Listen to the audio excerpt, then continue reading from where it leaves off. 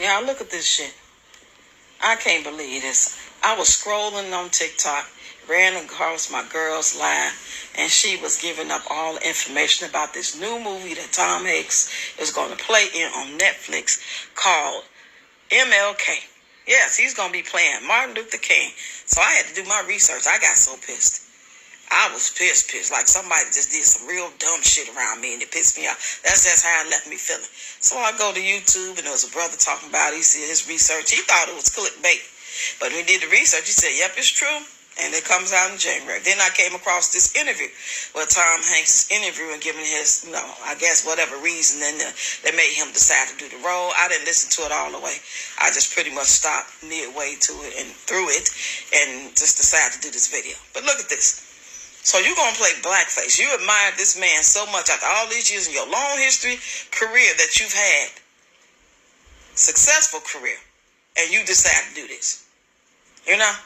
This don't make no sense. Y'all been doing this since the beginning of movie making. Always playing somebody that you're not.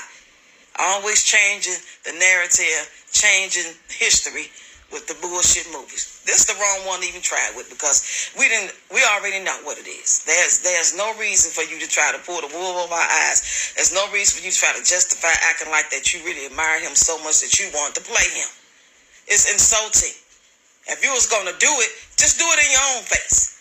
Just play him being Tom Hanks. I want to play Martin Luther King as I am, looking the way I am, going to play him. I would respect that more than you putting on blackface, trying to act like that you really Martin Luther King, like you really a black man. Look at your hair. Slick, like you got a conch, like a light skin or a mulatto or something. This just don't make no sense to me, y'all. Controversy over Virginia Governor Ralph Northam and blackface hasn't yet cost Northam his job. But it apparently means the country needs to have a conversation, again, about the toxic strain in American cultural history known as minstrelsy. So it's time for a little education. Just in case there are Americans out there who may be too afraid to ask their best black friend why it's so offensive.